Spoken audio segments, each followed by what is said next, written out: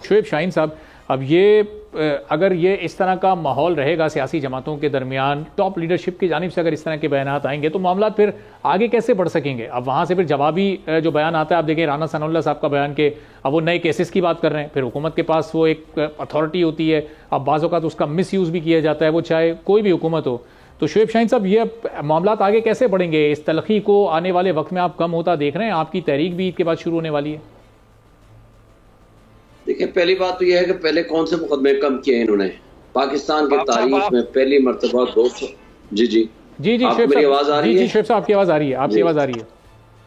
देखिए, पाकिस्तान की तारीख में पहली मरतबा एक साबिक प्राइम मिनिस्टर के खिलाफ विद इन 1 ईयर ऑलमोस्ट 203 मुकदमा दर्ज किए गए, जो कि सारे झूठे और जाली थे, और जिस पे इन्होंने 500 700 प्रेस कॉन्फ्रेंसेस की।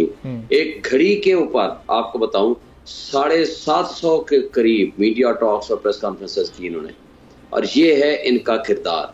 और आज 2 मुकदमे, 4 मुकदमे, 10 मुकदमे और बना देंगे, बनाने दें, मगर इनके असल चेहरे सामने आ चुके हैं। इन कठपुतलियों को एस्टेब्लिशमेंट ने, हारे हुए लोगों को, रिजेक्टेड लोगों को पाकिस्तान की तारीख में पहली मरतबा इस अंदाज से मुसल्लत किया है कि सारा पाकिस्तान नहीं, सारी दुनिया जानती है ये रिजेक्टेड हैं, हारे हुए हैं। 1-1 लाख वोटों का फर्क है। अब मेरी मिसाल आपके सामने है, 1,05,000 वोट लेकर मैं यहाँ से जीता हुआ हूँ। जो कठपुतली यहाँ से एक पोलिंग स्टेशन, एक कौंसिल से नहीं जीत सका, उसको उठाकर मुसल्लत कर दिया गया। और पूरा मीडिया जानता है, पूरे लोग जानते हैं, ये मेरा एक कॉन्स्टिट्यूंसी इस पूरे रेड जोन के, जहाँ सुप्रीम कोर्ट है, हाई कोर्ट है, प्राइम मिनिस्टर हाउस प्रेसिडेंसी है, डिप्लोमेटिक इनक्लेव है। आपको बताऊं, प्राइम मिनिस्टर हाउस के अंदर भी मेरा एक पोलिंग स्टेशन था, जहां प्राइम मिनिस्टर हाउस के एम्प्लॉइज, प्रेसिडेंसी के एम्प्लॉइज, डिप्लोमेटिक इनक्लेव में रहने वाले लोगों ने वोट दिए, और वहां भी बहुत बड़ी लीड से मैं जीता हूं। इनको कहें वो एक फॉर्म भी ले आए तो आपको पता चल जाएगा। शोएब साहब, आप डायरेक्ट ट्रिब्यूनल में भी आप मौजूद होंगे ना, अब आप अपने इस केस के खिलाफ गए होंगे मुताल्लिका फोरम पर, तो वहां पर अब तक क्या कार्रवाई हो सकी? अब तो 4 माह मुकम्मल हो चुके हैं इलेक्शन को। देखें, बहुत अच्छी बात की आपने।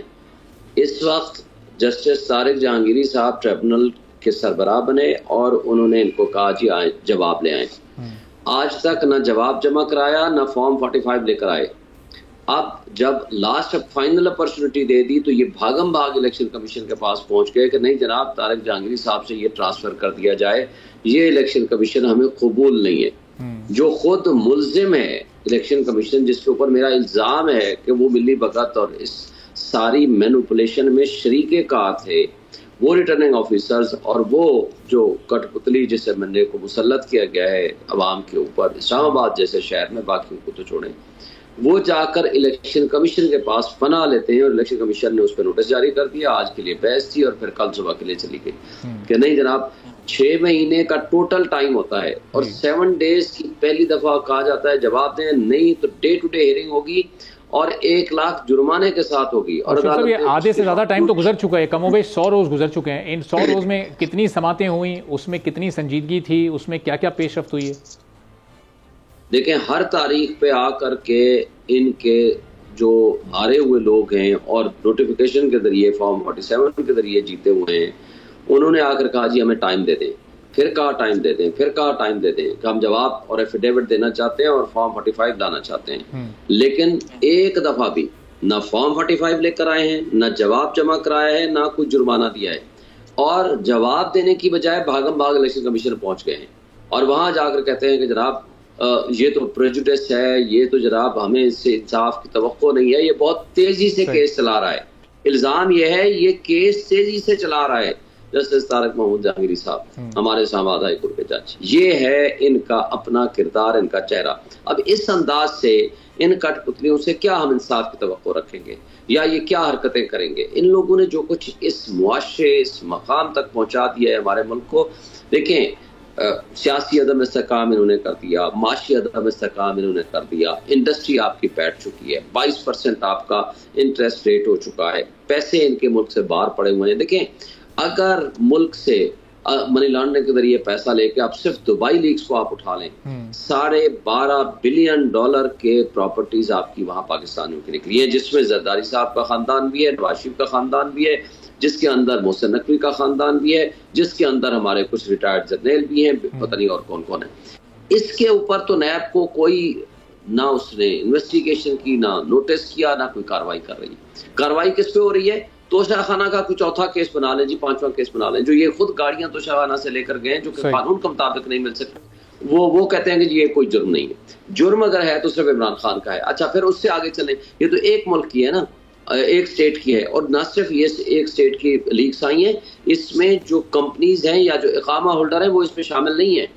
इसका मतलब है कि जो फिर दुबई में इससे के अलावा जो स्टेट्स हैं वहां यूएई की, उनमें कितनी होंगी, तुर्की में कितनी होंगी, मलेशिया में कितनी होंगी, यूके में कितनी होंगी, यूएसए में कितनी होंगी। अच्छा, फिर सब कुछ कह लें कि जी आपका मनी लॉन्ड्रिंग का पैसा नहीं, जी आपका अपना है, मान लेते हैं। मुझे बता दें, जब आप हुक्मरान होके मुल्क से बाहर अपना पैसा रखेंगे और जब आप किसी को जाकर कहेंगे कि इन्वेस्टमेंट अपने मुल्क में ले आओ, मुझे बता दें वो किस मुंह से वो आपके ऊपर ट्रस्ट करेगा कि आप अपने मुल्क को इन्वेस्टमेंट के काबिल नहीं समझते। अच्छा, फिर अगर ये सिर्फ पैसा लाकर अपने अकाउंट में यहाँ रख दें तो आपका डॉलर जो है वो 50 रुपए से भी कम आ जाएगा। वजह क्या है? वजह यह है कि इन लोगों ने इस मुल्क से लूट मार के अलावा कुछ किया नहीं है। अवाम को जिस अंजाम को इन्होंने पहुंचा दिया है वो पीक लेवल आ चुका है। इमरान खान ने तो कह दिया है, भाई मेरा मरना जीना इस मुल्क में है, मुझे 1000 साल भी यहाँ रहना पड़े, मैं रहने को तैयार हूँ, मुझे जेल से कोई घबराहट नहीं है।